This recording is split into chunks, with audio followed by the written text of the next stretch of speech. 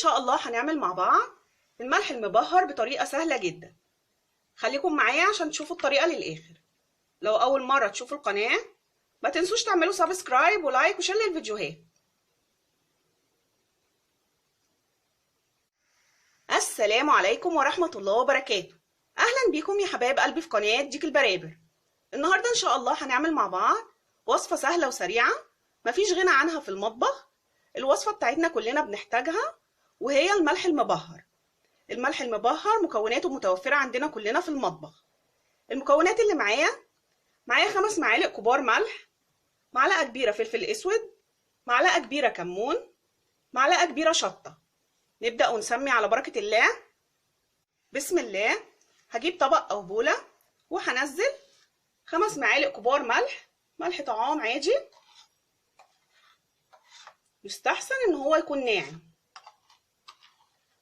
وبنفس المعلقة اللي خدت بيها معيار الملح هاخد معلقة كبيرة فلفل اسود ومعلقة كبيرة كمون ومعلقة كبيرة شطة. هقلب المكونات كويس جدا مع بعض.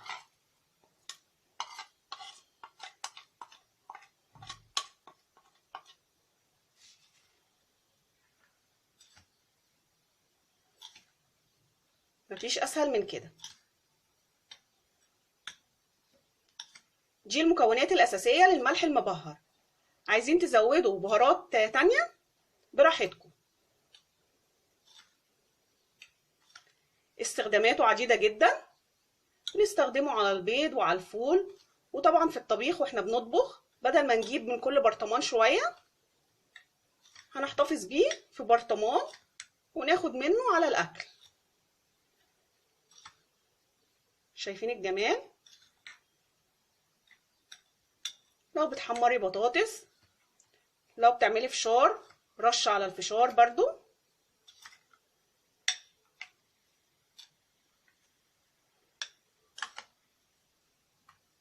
شايفين الجمال؟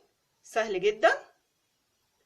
هنحتفظ بيه ببرطمان محكم الغلق في دولاب المطبخ، وكل ما هنحتاج هنستخدمه. دي كانت اسهل طريقة لعمل الملح المبهر. لو عجبتكم طريقة عمل الملح المبهر ما تنسوش تعملوا لايك للفيديو واشتراك في قناة ديك البرابر. اشوفكم في فيديوهات تانية. سلام.